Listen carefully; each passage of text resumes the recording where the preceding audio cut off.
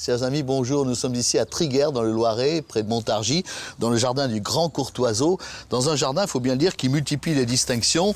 Et c'est logique, hein, c'est justifié, dans la mesure où vraiment il est très joli et il faut vraiment le visiter. Regardez cet oranger du Mexique, comme il a fière allure, alors que la saison n'est pas encore avancée. Nous allons parler aujourd'hui des hortensias. Il y en a ici, bien que la terre ne soit pas tout à fait propice aux hortensias ou aux hydrangeas, il y en a et il faut les tailler. On va vous dire comment avec Valérie.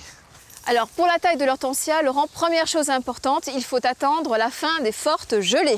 Oui, on voit qu'ils sont encore en fleurs fanées, ça veut dire qu'on les a conservés longtemps. Ce sont des Annabelles. Hein. Alors, hydrangea, Annabelle, tout à fait. Alors les fleurs fanées, on les a gardées pour deux raisons. Donc d'abord parce que la boule que forment les inflorescences desséchées protège les jeunes bourgeons qui se situent juste en dessous. D'accord, et deuxième raison? Pour l'esthétique. Parce que effectivement, ça fait plus joli. Alors voici la taille. Il y a trois types de taille. Commençons par le bâton. Le bâton, vous appelez ça le bâton. C'est-à-dire, c'est une tige avec un bourgeon au-dessus. Voilà, avec un tout petit toupet de feuilles à l'extrémité. Que fait-on? Alors surtout, là, on ne touche à rien parce que c'est à l'extrémité de cette tige que va apparaître la boule de fleurs. D'accord. Deuxième cas, au-dessous de la fleur. Au-dessous de la boule, eh bien, on va suivre la tige et couper juste au-dessus d'une paire de bourgeons, comme celui-ci. Regardez bien les bourgeons, ils sont identiques.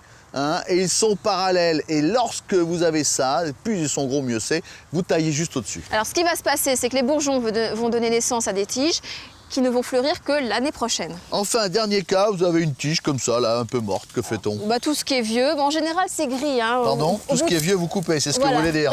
Sympathique pour nous, ça. Au ras du sol, tout ce qui est vieux et qui donc prend en général une couleur grisâtre, on rabat pour renouveler la touffe. Elle est sympathique, notre amie Valérie. Merci, au revoir à tous, chers amis. Au revoir.